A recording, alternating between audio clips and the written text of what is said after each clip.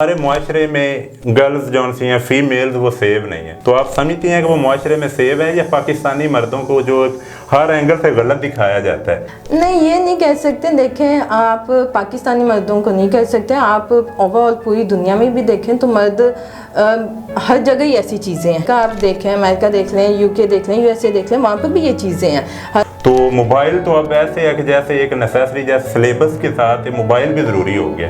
आप अगर positive way में यूज़ करेंगे तो वो पॉजिटिव आपको रिस्पॉन्स देगी, और अगर आप नेगेटिव वे में जाएंगे तो फिर ज़ाहिर बात है माशरे में जो आजकल हो रहा है वही है मोबाइल, और माँ खुद आराम से बैठी हुई है और बच्चे मोबाइल में लगे, जो उनका दिल करता है वो देख रहे हैं। टिकटॉक ने एक ऑप्शन अपना नया मुतारफ़ करा है, जिसम दिखाया है, डांस किया है और फिर कहा ये मेरे फ़ैन है, ये मेरा टैलेंट है। अपने आप को मॉडर्निज्म उन्हीं से लेते हैं ना, यूके यूएसए उन्हें, लेकिन उनकी टिकटॉक्स पे ऐसी वल्गर चीज़ें नहीं आती, तो हमारी टिकटॉक पे ऐसी वल्गर चीज़ें क्यों आ रही? जी अस्सलाम वालेकुम, मैं हूं मोहम्मद हमजा आज़म और आपको अपने डिजिटल चैनल दी पाकिस्तान टीवी पे एक दफ़ा फिर खुश आमदीद कहता हूं। नाज़रीन, आज मेरे साथ मौजूद हैं फ़ीमेल लायर हैं सैयदा हामिदा हक इनका नाम है। पिछले 12 साल से ये लाहौर हाई कोर्ट में प्रैक्टिस कर रही हैं, लायर भी हैं, सोशल भी हैं। आज इनको इधर इनवाइट करने का मकसद आपको पता है, पिछले कुछ हमने इंटरव्यूज़ लायर्स के किए हैं, लेकिन आज जो इनसे मैंने क्वेश्चन करने हैं वो लॉ के रिलेटेड नहीं है। पिछले दिनों से मैं देख रहा हूँ कि हमारे सोशल मीडिया पे बहुत ज़्यादा ऐसे मसाइल हैं जो नहीं होने चाहिए।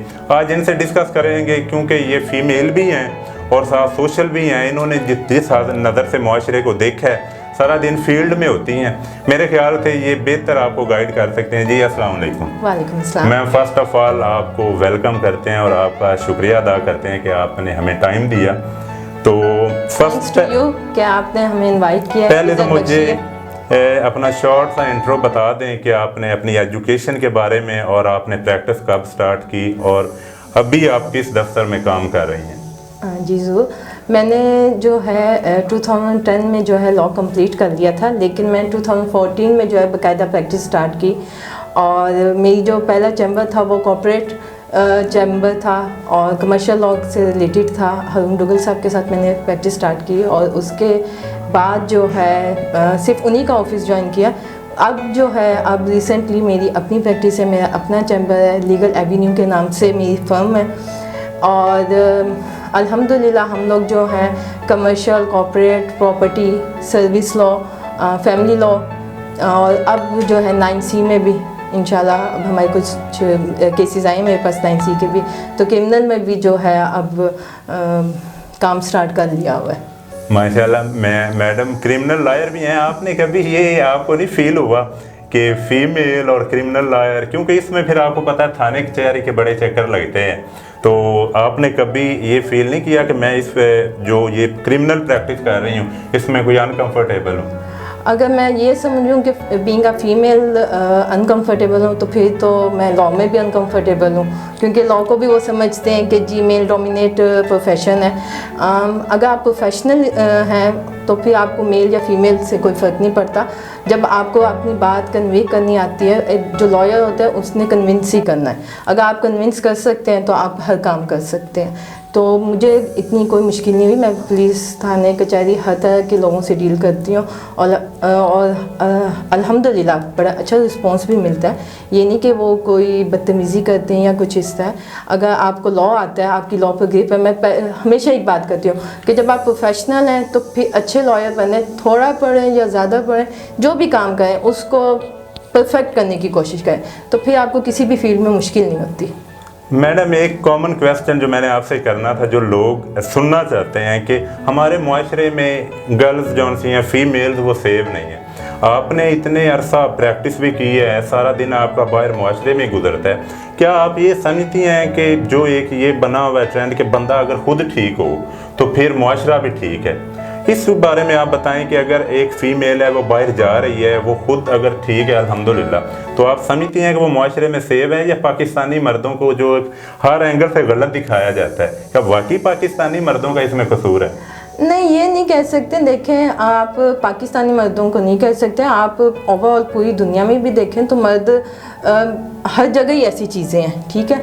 आपकी जितनी डेवलप्ड कंट्रीज़ हैं उनको भी देखें, अगर अमेरिका आप देखें, अमेरिका देख लें, यूके देख लें, यूएसए देख लें, वहाँ पर भी ये चीज़ें हैं। हरासमेंट लॉ तो बेसिकली वहीं से आ रहा है ना। आपका कॉमन लॉ देखें तो यूके का है, और वहीं से हरासमेंट लॉ भी आ रहा है। तो इसका ये मतलब नहीं कि आप पाकिस्तानी मर्दों को ही बुरा भला हर वक्त कहते हैं। जहाँ तक फ़ीमेल्स का बात है, मुझे खुद 12 साल हो गए हैं इस प्रैक्टिस में, अल्हम्दुलिल्लाह यहाँ मैंने बहुत इज़्ज़त बनाई है। लोग अच्छे लफ्ज़ों से मुझे याद करते हैं और इज़्ज़त करते हैं, एहतराम करते हैं। हाँ, ये मैं ज़रूर कहती हूँ कि बेसिकली ये हम फीमेल्स पर ही डिपेंड करता है। अगर हम अच्छे तरीके से रह रहे हैं और हम प्रोफेशनल हैं, अपने काम से काम रखा हुआ है और अपने देखें, चाहे मेल है चाहे फीमेल है, अगर उसने अपने काम को रिस्पेक्ट दिया, अपने काम में नाम बना लिया, तो हर कोई उसकी इज़्ज़त ही करेगा। जी। अच्छा, मुझे एक और क्वेश्चन बताएं। ये पिछले दिनों इंटरव्यू मैं सुन रहा था मोबाइल कंपनी के एक ऑनर का, तो वो मुझे बता रहे थे इंटरव्यू में कि मैंने अभी जो अपनी फैमिली में हैं स्टूडेंट्स, बच्चे हैं, तो उन्हें अभी मोबाइल नहीं लेके दिया। पाकिस्तान में एक अजीब ट्रेंड है कि बच्चा अभी अंडर मैट्रिक है या मैट्रिक हो, तो मोबाइल तो अब ऐसे है कि जैसे एक नेसेसरी, जैसे सिलेबस के साथ मोबाइल भी ज़रूरी हो गया। आप क्या समझती हैं कि ये वाकई मोबाइल होना आजकल के जो स्टूडेंट्स हैं उनके पास ज़रूरी है कि ये जो जिन्होंने ईजाद किया वो खुद तो यूज़ कर नहीं रहे, इसके पीछे क्या रीज़न है? आप ये कैसे कह सकते हैं कि जिन्हें ईजाद किया वो यूज़ नहीं कर रहे हैं? अगर आप देखें, ये तो जो चीज़, ये टेक्नोलॉजी है ना, टेक्नोलॉजी को आप अगर पॉजिटिव वे में यूज़ करेंगे तो वो पॉजिटिव आपको रिस्पॉन्स देगी, और अगर आप नेगेटिव वे में जाएंगे तो फिर ज़ाहिर बात है माशरे में जो आजकल हो रहा है वही है। अगर आप बाहर के कंट्रीज़ में देखें तो मोबाइल, लैपटॉप्स और ये जो टैबलेट्स वगैरह हैं, जितनी भी आपकी टेक्नोलॉजी है, ये वो कंस्ट्रक्टिव पर्पज़ के लिए यूज़ कर रहे हैं। ठीक है, हमारे यहाँ पर इसको ज़्यादा थोड़ा नेगेटिव सेंस में ज़्यादा यूज़ किया जा रहा है। हाँ, मोबाइल यूज़ करने की इजाज़त देनी चाहिए, लेकिन एक ख़ास एज लिमिट के बाद। आप जितने भी देखें 18 के बाद आप उनको ज़रूर दें। अगर 18 से पहले भी देना है तो आप उस पर रिस्ट्रिक्शन वो कर सकते हैं, रिस्ट्रिक्ट एरियाज़ होते हैं उनके, वो उस पर लगा कर तो आप उनको यूज़ करने दें। क्योंकि आपने research work as a student, अगर आप देखें मैट्रिक के जो स्टूडेंट्स हैं या 8 क्लास के हैं, ए लेवल के हैं, ओ लेवल के हैं, उन्हें रिसर्च वर्क करना होता है, तो उसके लिहाज से वो उनको ज़रूरी होता है, मोबाइल भी, लैपटॉप भी, सब चीज़ें। लेकिन ये पेरेंट्स का या जो भी उनके गार्डियन है, उनकी जिम्मेदारी है कि वो उसको चेक एंड बैलेंस रखे उस पर। लेकिन मेरा क्वेश्चन फिर उधर ही खड़ा है कि जिन्होंने मोबाइल ईजाद किया है वो या कम्युनिकेशन के लिए यूज़ करते हैं या सर्च बेस्ड काम के लिए। वो खुद भी यही बता रहे थे कि बेसिक तो इसके 2 ही पर्पज़ हैं। पहले ये होता था कि आपने किसी को अगर कोई पैगाम भेजना है, आज खत लिखा है, 10 दिन बाद पहुंचा है बंदा, अगला उतनी देर में वैसे ही फौत हो जाए, कोई बीमार है। लेकिन हमारे मेन पर्पज़, अगर कोई मोबाइल लेता है तो पहले वो सोचता है यार नेट स्पीड तेज़ होगी, फेसबुक चलेगी, पबजी चलेगी। अब हमारी लाइन ही टेढ़ी है। मेरा सवाल ये था कि इसके पीछे क्या है? क्या हमारे एजुकेशन का फॉल्ट है कि या हमारी तरबियत, माँ बाप उस हद तक अपने जो चिल्ड्रन, बच्चे हैं, उनकी तरबियत नहीं कर पा रहे? इसमें ये है कि हमारी एजुकेशन का तो इतना फॉल्ट नहीं है। एजुकेशन ने आपको क्या, ये तो नहीं कहा कि एजुकेशन के हवाले से देखें तो एजुकेशन ने तो रिसर्च वर्क और वही है। जहाँ तक तरबियत की बात है, डेफिनेटली तरबियत में है। हमारी आजकल की जो माएँ हैं या जो भी पेरेंट्स हैं, नॉट इवन ओनली मदर को कहूँगी, मदर को इसलिए हम ज़्यादा कहते हैं क्योंकि उन्होंने लुक आफ्टर करना होता है ज़्यादातर बच्चों को। लेकिन हमारी जो पेरेंट्स हैं उनकी है। हमारे पेरेंट्स जब थे, आपके भी जब हमारा दौर था तो बड़ी स्ट्रिक्टनेस होती थी, चेक एंड बैलेंस बढ़ा रखा। हालांकि मोबाइल नहीं था, फिर भी चेक एंड बैलेंस इतना, किधर जा रहे हैं, क्यों जा रहे हैं, किसके साथ है। और जब मैंने मोबाइल लॉन्ग के बाद लिया और जब मैंने तब भी लिया ना, इस एज में भी आकर, तो बड़ा चेक एंड बैलेंस रखा तब भी जाता था कि जी लॉक क्यों किया हुआ इसको, इसमें ऐसी क्या चीज़ देख रहे हैं, यानी देखते थे। अब जो है ना, पेरेंट्स इसको ब्रॉड माइंडेड कहते हैं। वो कहते हैं हम तंग नज़र नहीं है, हम बड़े फ्रेंडली हों, ज़रूर हों अपने बच्चों के साथ, लेकिन कहते हैं शेर की आंख भी रखें। वो जो शेर की आंख है ना, वो नहीं रखते।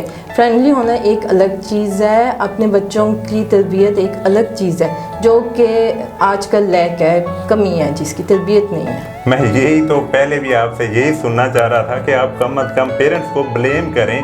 अगर आप एज अ लायर ब्लेम करेंगे तो वो ज़्यादा, अगर मैं करूँगा तो वो फिर मैं एज अ होस्ट, अगर आपने जवाब दिया है ना, मैं सुनना यही चाह रहा था कि पेरेंट्स का कहीं ना कहीं पेरेंट्स को अपना रोल अदा करना पड़ेगा। अब पेरेंट्स कहते हैं मैं सख्ती नहीं करता जी, बच्चे फिर जौन से माइंड कर जाते हैं। पहला तो ये पेरेंट्स की ड्यूटी है ना कि वो देखें। आजकल तो बच्चे अपने पेरेंट्स को लॉक बताते ही नहीं। हमारे दौर में तो इतनी ज़रूरत ही नहीं होती थी, इतने हम भी पुराने नहीं हैं। 5-10 साल पहले भी चले जाए ना तो लॉक नहीं होता था। वालिद साहब अगर मोबाइल चेक करना चाहें, आजकल तो मेरा ख्याल है कि अगर वालिद को मोबाइल टच करने की भी इजाज़त नहीं होगी। एक्चुअली मसला बताइए क्या है, जब बच्चा छोटा होता है ना, आजकल जो बच्चे हैं 1 साल 2 साल के हैं, उनको अब तरबियत यहाँ से स्टार्ट होनी है। इस एज में आपकी क्या किया है, माँ ने अपने काम में बिज़ी है, किसी प्रोफेशनल लेडी है तो वो अपने प्रोफेशन में बिज़ी है, किसी फ़ोन पर बिज़ी है, किसी भी चीज़ में बिज़ी है। उसने क्या किया है, बच्चे को कार्टून लगा कर दे दिया। अब आप कार्टून्स ही देख लें किस तरह की वर्डिंग यूज़ हो रही है। कार्टून्स के अंदर वो डोरेमोन वाले हैं, वो मुख्तलिफ कार्टून्स हैं, वो छोटा भीम, ना आपको उसमें अपने कल्चर का पता है, ना आपको उसमें अपने वो इस्लामिक रवायात का पता है, कोई ट्रेडिशन नहीं, कोई कुछ नहीं। और उसमें जो है वो जो बच्चा ने बचपन से जो चीज़, क्यों उस टाइम उस बच्चे का ब्रेन एक जो है ना ब्लैंक पेपर है, जो चीज़ उसने देख ली वो छप गई। अब उस बच्चे ने सोना भी है ना, तो वो मोबाइल में जब तक वो टोन नहीं सुन लेगा, वो पॉइंट नहीं सुन लेगा, तब तक वो सोएगा भी नहीं। ये गलती माँ बाप की। और बाद में फिर जब बच्चा थोड़ा बड़ा हो जाता है, स्कूल गोइंग हो जाता है, वो जब वो ज़िद करता है तो वो क्या कहते हैं, जी हमारे बच्चे को तो स्कूल वालों ने ख़राब कर दिया, हमारा बच्चा तो माशरे ने ख़राब कर दिया, हमारे बच्चे को इसने किसी ने नहीं ख़राब किया, आपने अपने बच्चे को खुद ख़राब किया।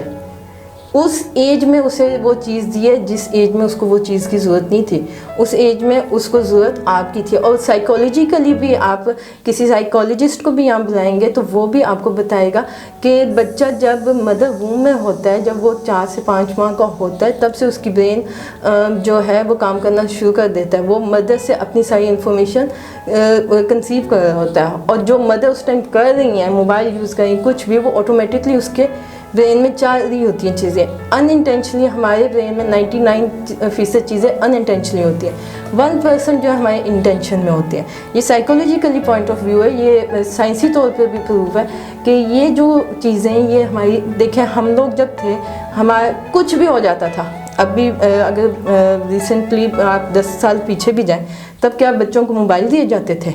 बच्चा रो रहा है तो उसे मोबाइल दे दिया क्या? माँ ने उसकी लुक आफ्टर की, उसे समझाना, कोई कुरान की तिलावत लगा देनी या कुछ भी आप कर लें, बहुत चीज़ें होती थी।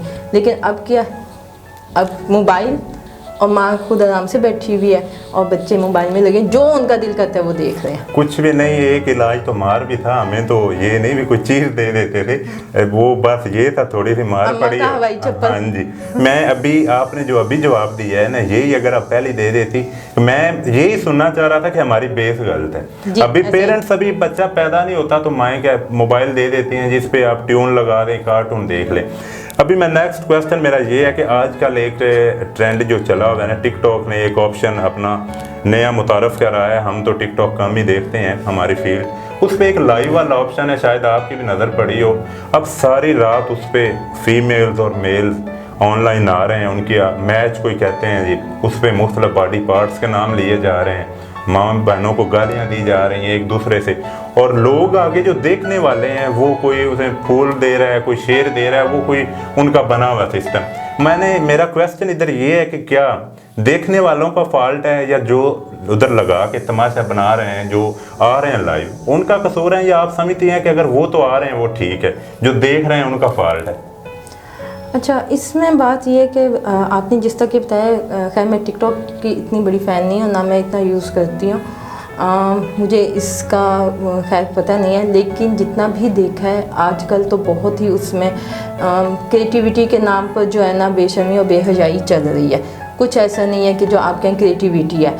अगर आप बीइंग जर्नलिज्म या बीइंग आप मीडिया पर्सन भी इस चीज़ को देखें ना, तो पहले जब आपके जो ड्रामे और टिकटॉक को मैं इसलिए कंपेयर करें कि आजकल टिकटॉक स्टार्स को उनसे भी ऊपर का एक लेवल दे दिया गया है। आजकल तो वो टिकटॉक स्टार्स को आपकी बात काट रहा हूँ कि उन्हें बस ये होता है। इधर मेरा एक और क्वेश्चन भी निकल आया है, ये आपकी बात कट कर रहा हूँ कि लोग कहती हैं, फीमेल स्पेशली ये कहती हैं कि मेरे फ़ैन हैं, आई हैं, अपना जिस्म दिखाया, डांस किया और फिर कहा ये मेरे फ़ैन है, ये मेरा टैलेंट है। एक इधर थोड़ी सी ये भी रोशनी डाल दें कि बेहयाई को टैलेंट कहना ये भी दुरुस्त है। मैं यही तो अर्ज़ कर रही हूँ कि देखें, मैं वो कंपेयर ही करने लगी थी। जब पहले टीवी ड्रामेस आते थे या वो बाकायदा क्रिएटिविटी, एक पूरा आपका राइटिंग होती है, डायरेक्शन होती है, हर कोई अपनी फील्ड में बड़ा माहिर होता है।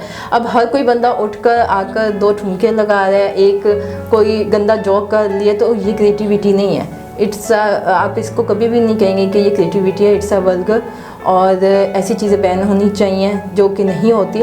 हम आकर अच्छा एक गंदी लड़की है या कोई भी गंदा लड़का है, हम लड़कियों को ज़्यादा इसलिए कहते हैं कि ज़ाहिर बात है वो घर की इज़्ज़त होती है, और घर की इज़्ज़त जब इस तरह आए तो फिर ज़्यादा वो परमानेंट होता है। एक लड़की या कोई भी लड़का कोई गलत चीज़ लगा रहा है, कितने व्यूज़ उसको मिल रहे हैं और उसके कितने सब्सक्राइबर्स भी हो रहे हैं, आप उधर उसके वहाँ जाकर उसे गालियाँ भी दे रहे हैं, माँ बहन की भी गालियाँ दे रहे हैं। एक तो आप अपनी एजुकेशन दिखा रहे हैं, इतना ही बुरा है तो आप उसको ब्लॉक का ऑप्शन होता है, ब्लॉक क्यों नहीं करते? रिपोर्ट का ऑप्शन होता है, आप उसकी रिपोर्ट क्यों नहीं करते? बजाय उधर उसको गालियाँ देना, अपना भी आप बताएं आप क्या हैं, ठीक है, और दूसरा उसको ज़्यादा प्रमोट कर रहे हैं।